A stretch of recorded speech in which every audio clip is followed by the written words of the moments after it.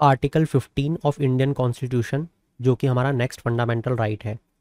हम already article 14 right to equality को पढ़ चुके हैं। हम ऑलरेडी फंडामेंटल राइट के बेसिक्स को, उसके फीचर्स को देख चुके हैं।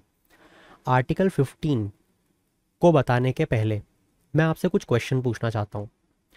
क्वेश्चन है with regard to social justice.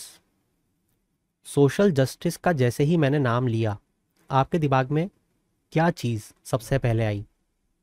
आपके दिमाग में आया होगा शायद SC ST, जो कि हमारे समाज का एक वल्नरेबल तबका है। इनको हमने बहुत ज़्यादा सोशली ऑप्रेस किया है हमारी सोसाइटी ने। इसी कारण से वो आज बहुत पिछड़े हैं और मेन स्ट्रीम में नहीं आ पाए। ये हम सब ने पढ़ा हुआ है। मगर ये सोशल जस्टिस का मतलब क्या होता है? सोशल जस्टिस का मतलब होता है सामाजिक न्याय। समाज में आपको न्याय चाहिए। किसको चाहिए? एक इंडिविजुअल को। क्या सिर्फ एक इंडिविजुअल को चाहिए? जवाब है नहीं। हर किस्म के तबके को भी चाहिए। जैसे SC ST को चाहिए सामाजिक न्याय, जैसे वुमेन को चाहिए सामाजिक न्याय, जैसे बच्चों को चाहिए सामाजिक न्याय, ओल्ड एज लोगों को चाहिए सामाजिक न्याय, पिछड़े वर्गों को चाहिए सामाजिक न्याय। कहने का ये मतलब है कि सोशल जस्टिस को फुलफिल करना या लोगों को सोशल जस्टिस प्रोवाइड करना ऑब्लिगेशन है हमारी स्टेट पे। हाँ या ना? आपका जवाब होगा हाँ, कि सोशल जस्टिस तो प्रोवाइड करना है, सामाजिक न्याय प्रोवाइड करना है।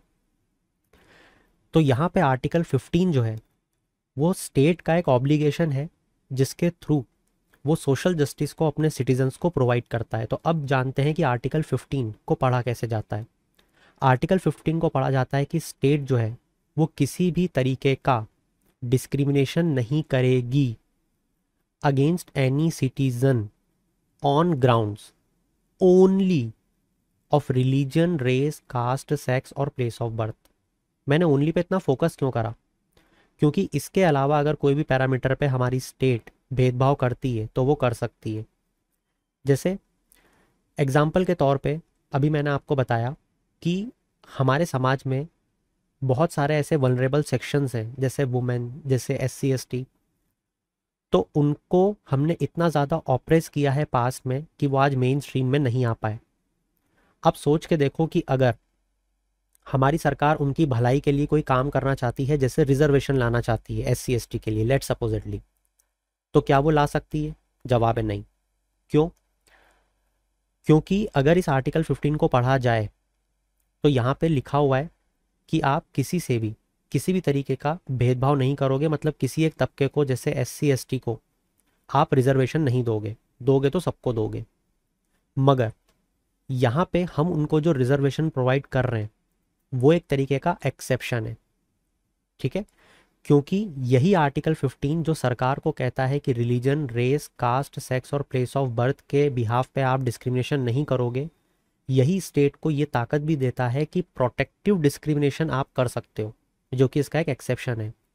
प्रोटेक्टिव डिस्क्रिमिनेशन का ये मतलब है कि जो हमारा वो तबका है समाज का जो पिछड़ा है, जो किसी कारण से मेन स्ट्रीम में नहीं आ पाया, उसे आप अगर कोई स्पेशल प्रिविलेज देने की कोशिश कर रहे हो सोशल जस्टिस इस्टेब्लिश करने के लिए समाज में, तो आप ये चीज़ कर सकते हो, ठीक है? तो ये समझने वाली बात थी कि आर्टिकल 15 को लाया क्यों गया है। मगर हाँ, अब जैसे आप कौन सी चीज़ को नहीं कर सकते? मान लो कि किसी दिन मैं सत्ता में आ जाऊं, या मेरे जैसा कोई और व्यक्ति सत्ता में आ जाए जो एक पर्टिकुलर रिलीजन को फॉलो करता है, लेट सपोजिटली हिंदू रिलीजन को। अब मैंने ये कर दिया कि आज से स्टेट रन ऑर्गेनाइजेशन जितनी भी हैं, जहाँ पे भी सरकार का पैसा लगा है, आपको पता है कि केंद्र विद्यालय जो होते हैं, बहुत सारे अलग अलग तरीके के स्कूल्स जो हैं वो रन किए जाते हैं सरकार के द्वारा, हॉस्पिटल रन किए जाते हैं जिसे हम गवर्नमेंट हॉस्पिटल बोलते हैं, और भी तमाम चीज़ें। उन सारी जगहों पे अब सिर्फ और सिर्फ हिंदू ही जा पाएंगे। क्या आज आपको लगता है हमारी स्टेट, हमारी सरकार ही कर सकती है? जवाब है नहीं। क्यों नहीं कर सकती? क्योंकि अगर वो ऐसा करेगी तो आर्टिकल 15 का वायलेशन कर देगी, जहाँ पे साफ तौर पर लिखा है कि इस तरीके का भेदभाव आप नहीं कर सकते। और आप बोल सकते हो कि ये एक एक्सेप्शन बता दूंगा मैं ऐसा करने के बाद। जवाब है आप ये भी नहीं बता सकते, क्योंकि ये एक तरीके का प्रोटेक्टिव डिस्क्रिमिनेशन नहीं है। आप यहाँ पे किसी को भी प्रोटेक्ट नहीं कर रहे हो। जब ये चीज़ कोर्ट के पास जाएगी, क्योंकि कोई ना कोई इस डिसीजन को चैलेंज करेगा, अगर आपने डिसीजन लिया कि इन जगहों पे अब सिर्फ हिंदूज ही जाएंगे, तो वो supreme court null and void कर देगी आपके लाए गए कानून को। ठीक है, तो इसी तर्ज पे अगर हमारी सरकार कोई कानून ऐसा पास करती है तो वो नल एंड वॉइड प्रूव हो जाएगा, क्योंकि वो फंडामेंटल राइट को ब्रीच करता है। तो ये आपने समझा आर्टिकल 15 का कॉन्सेप्ट।